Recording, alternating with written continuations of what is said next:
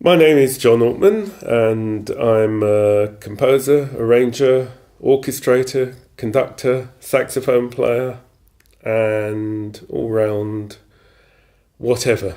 I've been in the business, if you like to call it that, really since I was born.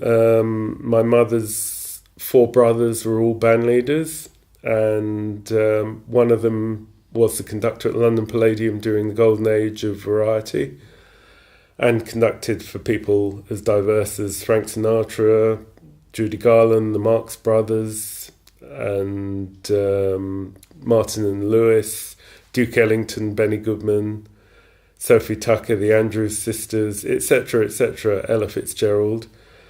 And I basically grew up with these as family friends, so people like Danny Kaye, Sophie Tucker, the Andrews Sisters were within my social ken. And my first show business contribution was donating my milk ration to John Bowles, the star of the Desert Song, because he had an ulcer. My second contribution apparently was running on stage with Judy Garland and saying, "Don't worry, Uncle, I'll conduct the orchestra." Whereupon she swept me up and sang Over the Rainbow to me. I don't remember that at all. And oddly enough, neither did my uncle, but my mother insisted that that's what happened. My mother was quite an amazing person. She was friendly with Coleman Hawkins and Fats Waller before the war.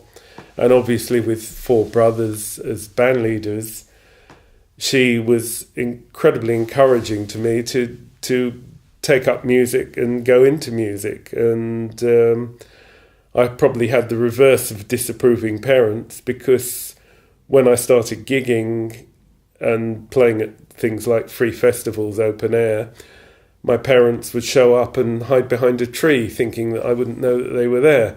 And someone else in the band would say, "I think I can see your mum and dad behind that tree." So it was a bit embarrassing, but I had their full support. And I started playing piano when I was 7, and I started composing when I was 7, and wrote little pieces that I can still actually play today, bizarrely, although my piano playing is fairly terrible these days. I had formal lessons till the age of 11, and then I started with a new teacher who basically said, "Everything you do is completely wrong," which is nice to know when you've been playing for 4 years. "I'm going to start you again at the beginning. You're going to play scales, and you're going to finger them correctly, and you're going to sit properly." And after one lesson, I basically said, "I don't want to do this anymore." And that was the end of my formal music education. And I've not had a lesson since. I've not even taken music O-level. When I got to 13, I decided I want to play saxophone. So my uncle, Wolf Phillips, brought round the saxophone, showed me the fingering, which I already knew basically because I'd played recorder at primary school. Showed me how to blow it and make a sound. And this was on a Friday night. I did my first gig on saxophone the following night, on Saturday. It must have been absolutely awful, but I knew what to do straight away, and I basically self-taught from then on all the instruments I took up and learnt to play, which is a good and bad thing, I guess. It's a good thing because you really have to work out what you're doing, and it's a bad thing because you get into very bad habits that you never break. Because I'd grown up in this musical environment, I was very into jazz really from a very young age, and I was listening to Count Basie and Duke Ellington on 78s and learning basically the whole record, which would be the arrangements plus all the solos. And at that age, I probably didn't differentiate what was what, but I got to start buying records by Charlie Parker and Big Spiderbeck when I was 10, which these days seems a trifle odd. And when I was 11, I got a scholarship to basically a public school in England called City of London, which is a great school. And they had a jazz club, which of course I immediately joined. And all the 18-year-olds looked aghast as an 11-year-old kid in short trousers materialised and said, I want to join in the jazz club. Even more bizarrely, within the first year, I think they found out that I knew more about jazz than any of them put together. So I went through my school days playing in basically local bands with a number of people who later became very successful. People like Paul Kossoff, who joined Free, the embryonic group Yes, another of my boyhood bands, the drummer joined Mike and the Mechanics, the guitarist, pianist joined Ian Dury and wrote all his hits. The lead singer became the drummer of Spinal Tap and is in the movie. So that was quite bizarre. It was a very, very good youth band, if you like. The funny thing about my first group, when I was 13, is that our entire set consisted of songs by Muddy Waters. And 8 years later, at my 21st birthday, the same band reassembled to play all those songs, but with a different vocalist. And the vocalist was, Muddy Waters, who came to my 21st birthday party and basically jammed till 7 a.m. with various combinations of his band and my friends. That was quite an experience for me, really. And by that time I was at university, but I was also making records, which was quite schizophrenic because I never thought of music as being my career. But it worked well for me because I would show up at various gigs with my saxophone. If I'd have gone into the profession, I'd have probably been off playing with a soul band in Cleethorpes somewhere. But as it was, I basically showed up everywhere where bands played. And in those days, there weren't many saxophone players on the scene. And said, can I sit in? I either knew someone or I knew that they were amenable to people playing. And bands like Fleetwood Mac and Chicken Shack and Jimi Hendrix and whoever else and Nick Drake, they weren't sort of megastars then. They were playing in pubs. And they would always let you come up and play. And the acid test was if you weren't any good, they would get one number and they'd say, thank you very much for coming, goodbye. And if they liked you, they'd say, well, stay for the rest of the set. And then at the end of the evening, they'd say, you're playing again, we're playing again on Sunday, why don't you come down? Or my friend's got a band, why don't you go and play with them? Or I've got another group that I'm working with, come and play with them. So I wound up really playing around the whole scene. For example, I would play sax with rock and roll bands and blues bands. I took up clarinet and I found I could do Dixieland gigs. I started playing flute and I would play with folk singers like John Martin and Nick Drake and Bridget St. John. And basically, you could play music 7 nights a week and Sunday afternoons virtually all over London without, obviously I wasn't being paid, but I was also a free agent to go and join in with these groups and bands that probably if I was a professional musician I wouldn't get anywhere near. So I made my first record, I think with Jelly Bread, who were a university band, recording for Blue Horizon, very good band, and I played sax on Rocking Pneumonia and Boogie Woogie Flu. And virtually at the same time, I got to record with members of Fleetwood Mac in Saga Studios, which was in Sigmund Freud's house in Swiss Cottage. And you made an album in a day, There was no pre-rehearsal, no pre-planning, no songs really. You would go in and make a blues album, and all the British blues tyros would be involved. Dave and Joanne Kelly, Simon Prager, Steve Rye, Peter Green, Danny Kerwin, who we just lost, Mick Fleetwood, Bob Brunning, Bob Hall. Basically, the main guys on the scene would all be in the room. And one of them said, right, slow blues. I woke up this morning and somebody took my car. Boom, done. Fast blues. I woke up this morning and the sun didn't shine anymore. Boom, fast blues. And that way, by the end of the day, you came out with 7 tracks, 10 tracks or whatever, made up an album, and they would sell them on railway stations for 10 shillings, 50p, under pseudonyms. And for years, nobody knew that these records were being made by Fleetwood Mac or whoever.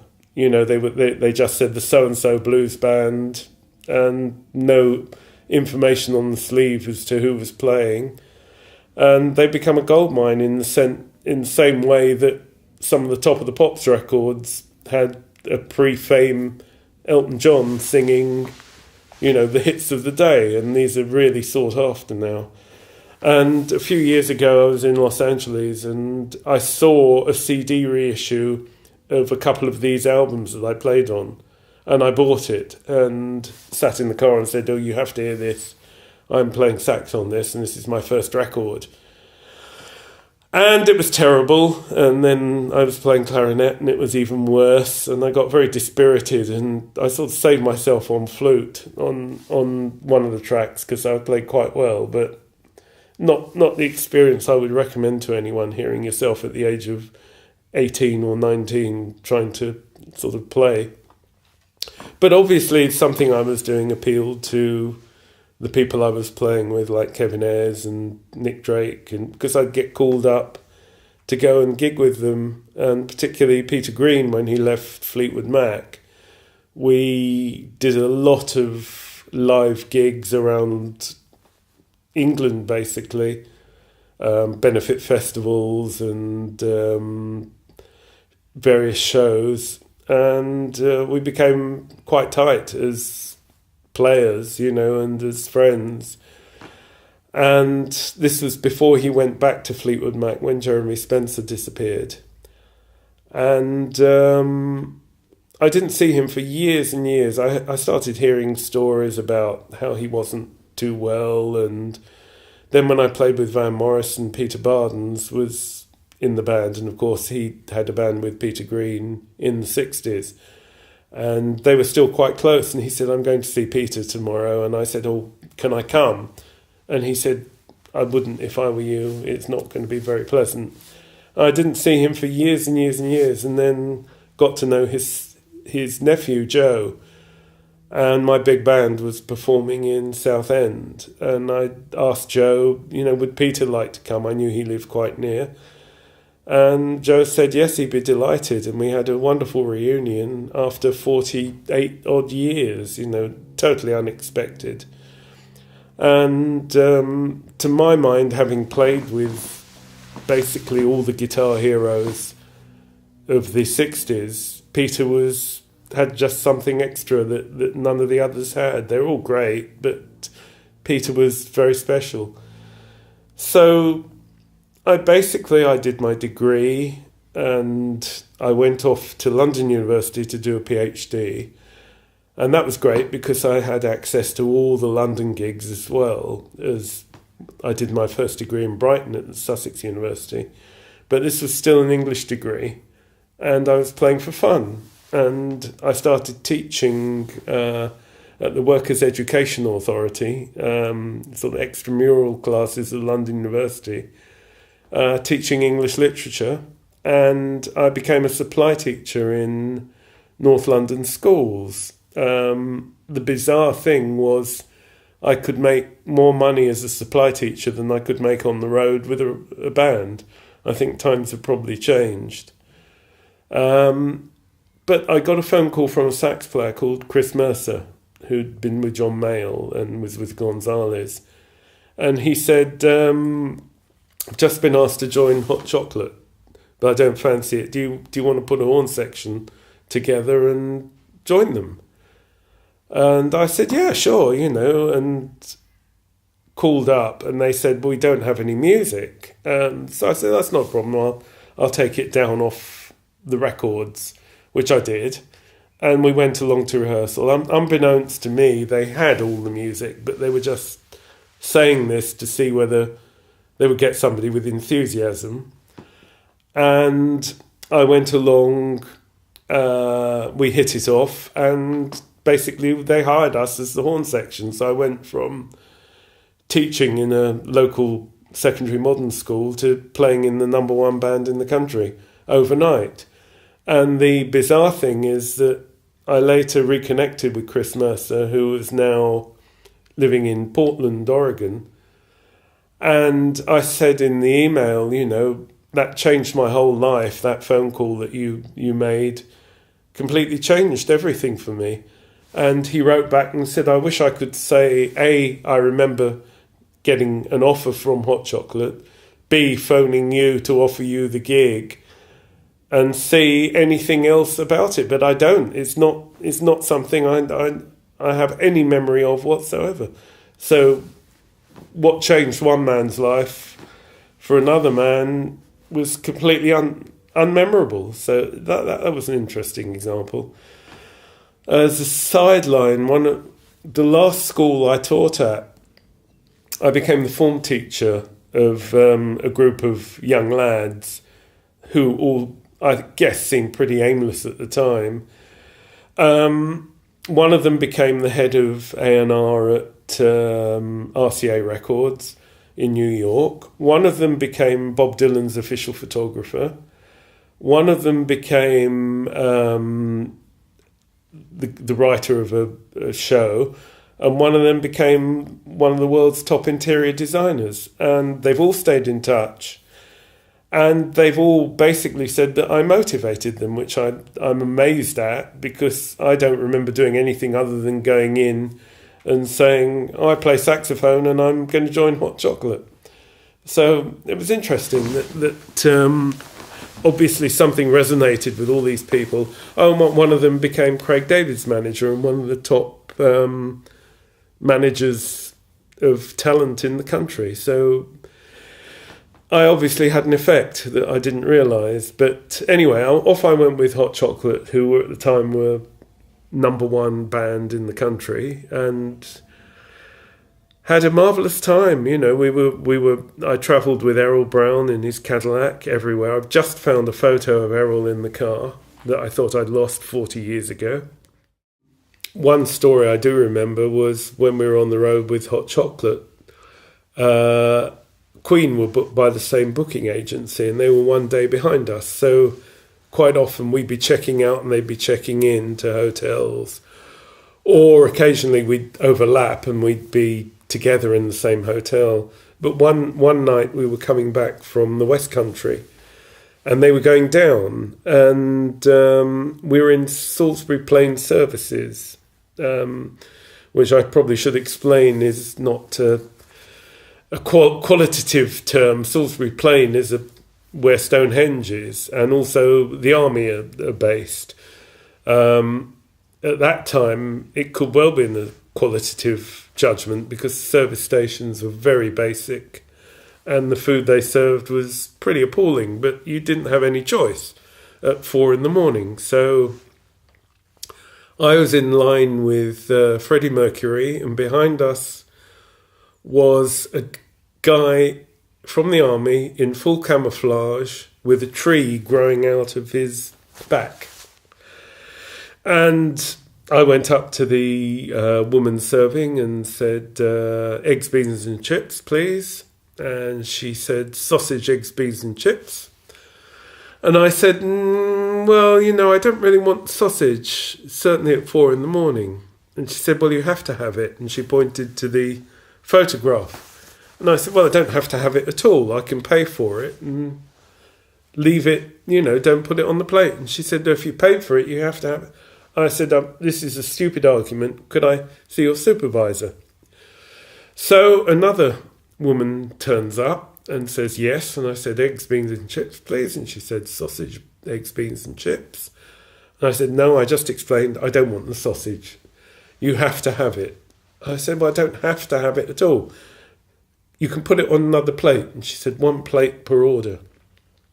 I said, well, I don't want it. I don't want it on my plate because everything will taste of sausage. And she said, well, that's what it is. Are you being awkward? I'm going to call the police. And I said, what, the sausage police?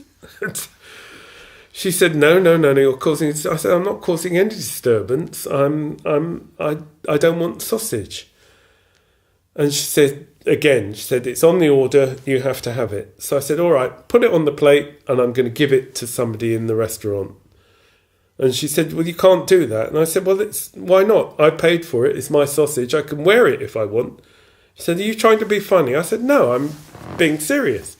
So eventually I bought a plate of sausage, egg and chips and beans.